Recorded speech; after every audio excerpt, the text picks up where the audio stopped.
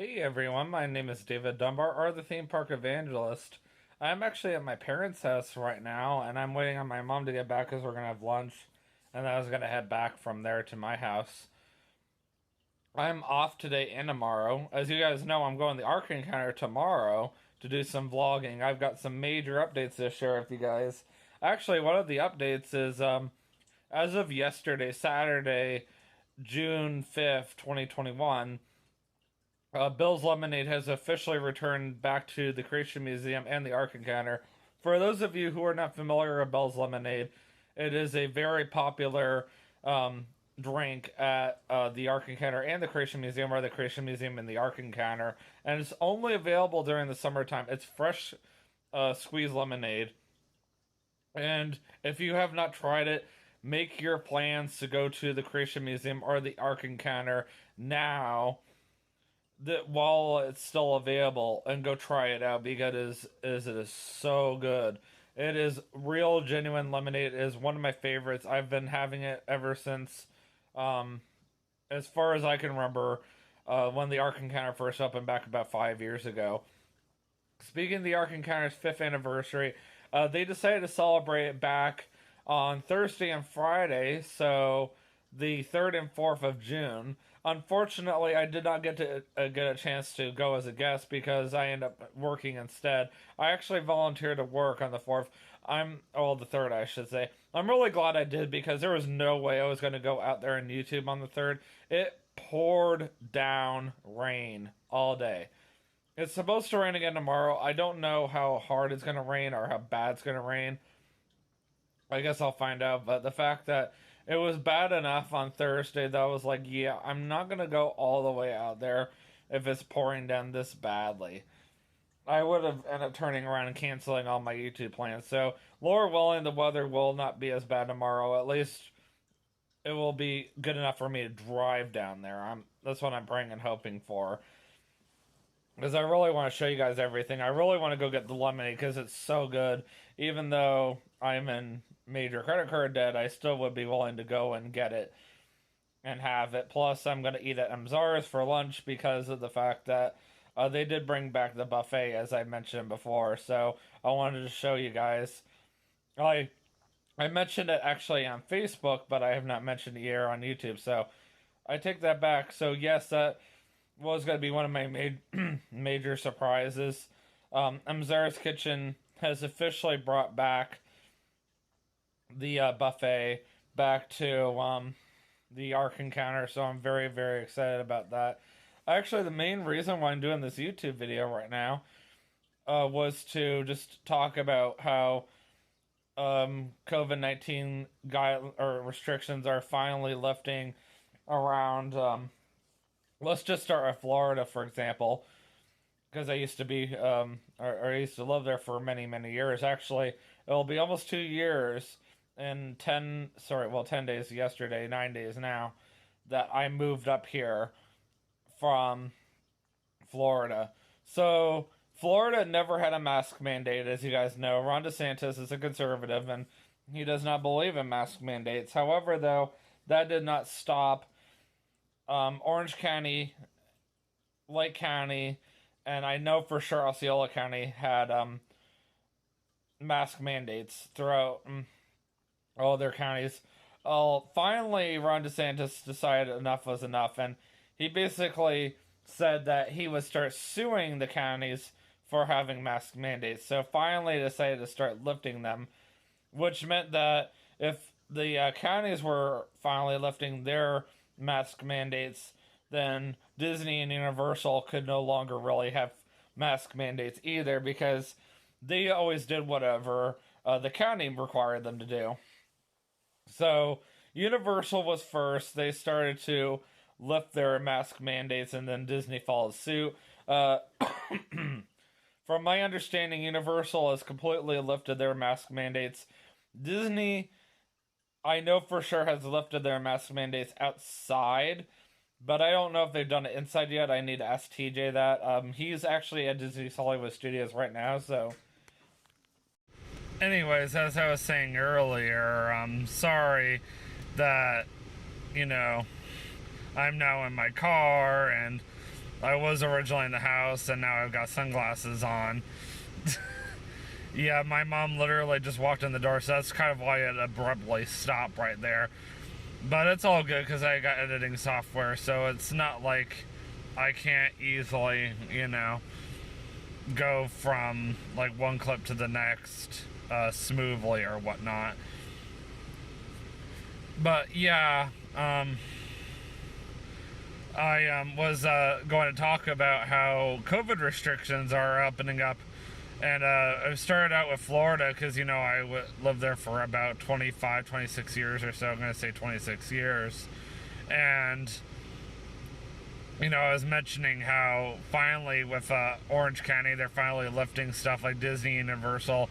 They're slowly but surely starting to lift their COVID restrictions. And that's only because of the fact that as long as there's no COVID restrictions in Orange County, then legally Disney can't. And of course, not just Orange County, but Osceola County and Lake County are all lifting their COVID restrictions. So now Disney and Universal are completely lifting theirs. The real question is, when is Disney going to completely lift their face mask mandate? Because Universal already has. And then Disney's kind of doing everything in phases, slowly but surely. So, we're getting there. I heard recently that the Winter Haven Golden Corral that I ate at when I was there last a couple of months ago finally just lifted their face mask mandate. I'm surprised that they even had one as long as they did, considering it was in Polk County, which never once had a face mask mandate. So, if you ever want to hear any, COVID restrictions going on in Florida, I do know about them because TJ still lives there, and he still gives me updates quite often about what's going on, and he also sends me them through my personal messenger, so that's also kind of how I know. Now, as far as what's going on up here, so Ohio just officially lifted their COVID restrictions. Well, at least their face mask mandate back on the 2nd, though. Governor Mike DeWine of Ohio is still strongly encouraging Ohioans to wear a face mask whenever indoors or outdoors. Kings Island, of course, is in Ohio, and they're no longer requiring face masks. They're still trying to require it while you're indoors unless you're fully vaccinated, but they're not legally allowed to ask you, hey, do you have the vaccine or not? So they're, hoping that you'll be completely honest and wear the mask indoors whether you like it or not. I still bring one to Kings Island just to be on the safe side.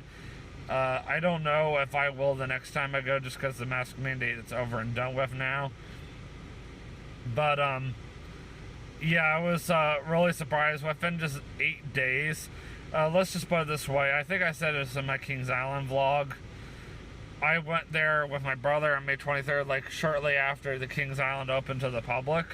And I was surprised that you couldn't even put your soda bottle up to the soda fountain. You had to use a paper cup and then put that up to the soda fountain, and then you could pour it into your bottle. Now, as of when I went back on Memorial Day last Monday, now you can put your soda bottle up to the soda fountain and go from there. And also, I felt very comfortable walking around inside without a mask on, because they can't ask you whether you're vaccinated or not. I don't mind telling people I know personally if I'm vaccinated or not, but I will not say on YouTube if I am or not. So you're just gonna have to assume that I am. But if you know me personally, then you already know the answer. And as of Friday, Kentucky is officially lifting their face mask mandate. With that being said, Kentucky is starting to lift their COVID restrictions in phases, as interesting as it is. Sorry, I'm trying to switch hands here. It's just kind of difficult considering this hand is kind of wobbly.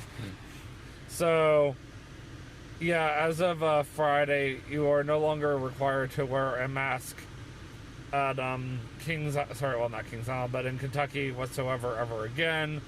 I pretty much have determined that once Friday hits, I probably will not wear a mask anywhere unless the mask mandate comes back, but we'll see what happens. And then, as far as that goes, I went to Frisch's Big Boy in Florence back on Memorial Day, and for the first time, I actually got a chance to partake in the breakfast bar that they have, and I really liked it. I thought it was very well done. I was very impressed. I definitely would do it again. It's actually a really cheap price, considering when I first moved here, I never really had a chance to go to Frisch's for breakfast. And unfortunately, last year, due to the pandemic, I never had a chance to go then either. And then I just finally had my first chance to go. And, you know, for the longest time, Frisch's had the breakfast bar closed.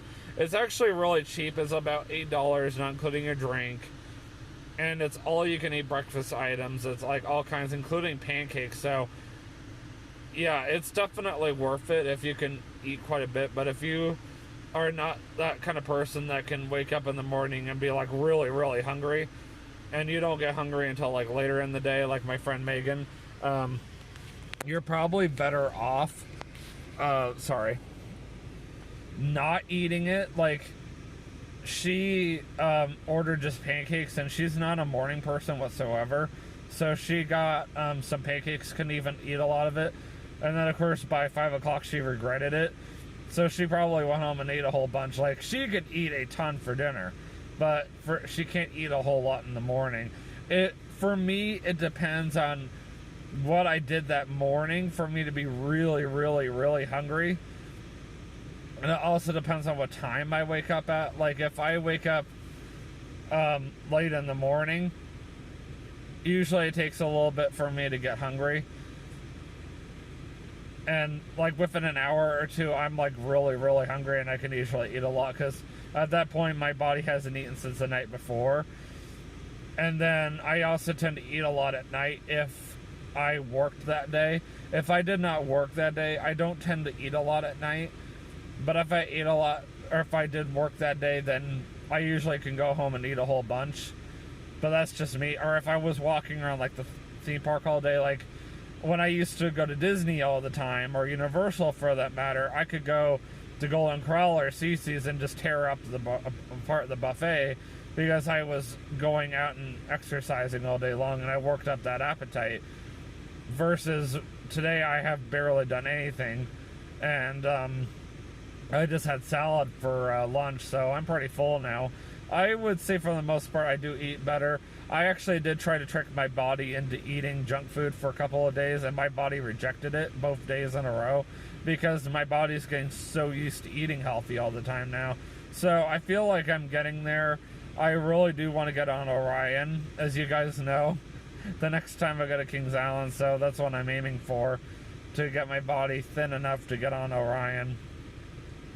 Another major update that I saw, besides the fact that Frisch's Big Boy brought back the breakfast bar, I went to Cracker Barrel with my brother back on May 23rd, so about 2 Sundays ago, and they still had the sign up for the masks, but they said we personally don't care anymore if you wear a mask or not. And then I went to Bob Evans actually first back on Memorial Day. Keep in mind there's still a mask mandate in Kentucky until Friday, and there was no signs anywhere saying masks were required. Nobody was wearing a mask whatsoever in there. I was quite impressed, so I walked around the entire restaurant. I found a mask on. At this point, restaurants are at 75% capacity until Friday, and then we finally go to 100% capacity. Meanwhile, down in Florida, they're laughing their butts off at us because we took a whole year to get back to this point, versus they've been at that point a whole year. So, yeah, they think that this is all a big joke to them. But, you know. And then I went next door to Frisch's Big Boy, and they were also not requiring masks, and they were also seating at 75% capacity. And both places were pretty crazy busy. Bob Evans had a 30-minute wait, and by the time I was leaving, Frisch's Big Boy is about a 15-minute wait. And that's pretty busy for Frisch's. And of course the breakfast bar was still open, and then eventually they would have opened the salad bar.